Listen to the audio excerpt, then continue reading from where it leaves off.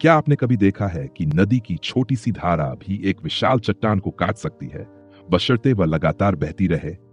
यही है निरंतरता की ताकत। यह अध्याय अर्जुन की कहानी को एक ऐसे मोड़ पर लेकर आता है जहां उसका विश्वास उसे प्रेरित तो करता है, लेकिन उसके सामने अब नई चुनौतियां खड़ी हैं। क्या अर्जुन का आत्मविश्वास उसे आगे बढ़ा पाएगा या फिर यह सफर यहीं रुक जाएगा? अर्जुन ने विश्वास के सहारे अपने सपने को नई दिशा दी थी। उसने अपने लक्ष्य को स्पष्ट कर लिया और अपने विचारों को सकारात्मक बना लिया। अब समय था उन विचारों को क्रियान्वित करने का। लेकिन सफलता की राह कभी आसान नहीं होती।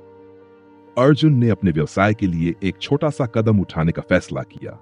उसने गांव के मेले से कुछ खिलौने खरीदे और सोचा कि उन्हें बेचकर थोड़ा मुनाफा कमाएगा।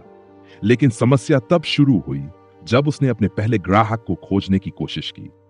लोग उसके खिलौनों में रुचि नहीं दिखा रहे थे। कुछ ने तो यह कहकर उसका मजाक उड़ाया, तुम जैसे साधारण लड़के के बड़े सपने देखना भी एक मजाक है। ये शब्द अर्जुन के आत्मविश्वास को चोट पहुंचा रहे थे। एक रात वह अपने कमरे में अकेला बैठा सोच रहा था, क्या सच में मैं इस लायक हूं?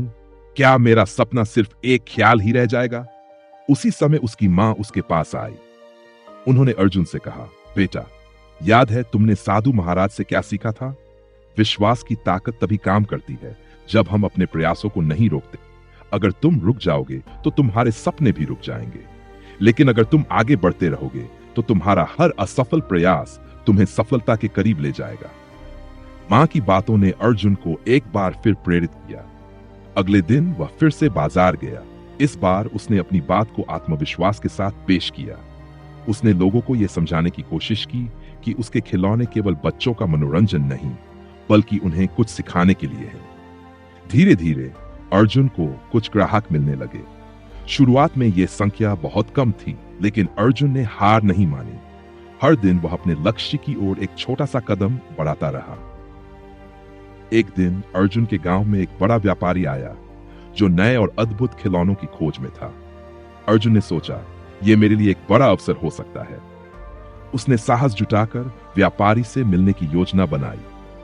व्यापारी से मिलने से पहले अर्जुन ने अपने सभी खिलौनों को व्यवस्थित किया और अपने विचारों को अच्छे से प्रस्तुत करने की तैयारी की। लेकिन जब वह व्यापारी के पास पहुंचा तो उसने अर्जुन को देखते ही कहा, तुम जैसे छोटे व्यापारियों के पास ऐसा क्या खास हो सकता है? यह सुनकर अर्जुन के मन में थोड़ी घबराहट हुई, लेकिन उसने खुद पर विश्वास रखा। उसने कहा, सर, मेरे पास वह है जो केवल बच्चों को नहीं बल्कि उनके माता पिता को भी खुश कर सकता है। मेरे खिलौने बच्चों के दिमाग को तेज बनाते हैं और उन्हें रचनात्मकता सिखाते हैं। कृपया एक बार देख लीजिए।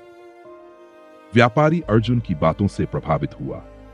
उसने न केवल उसके खिलौनों की सराहना की, बल्कि उसे अपने व्यवसाय में शामिल होने का एक बड़ा मौका दिया। अर्जुन ने अपने विश्वास और निरंतरता से एक बड़ी चुनौती को पार किया। लेकिन क्या यह उसकी अंतिम मंजिल थी? क्या आगे का सफर इतना आसान रहेगा? क्या उसे अपने बड़े सपने को साकार करने के लिए और भी कड़ी मेहनत करनी पड़ेगी?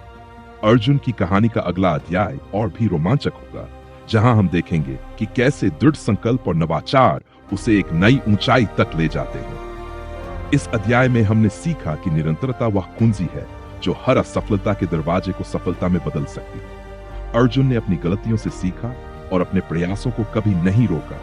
यही कारण था कि उसे एक बड़ा अवसर मिला। क्या अर्जुन इस अवसर का सही तरीके से लाभ उठा पाएगा?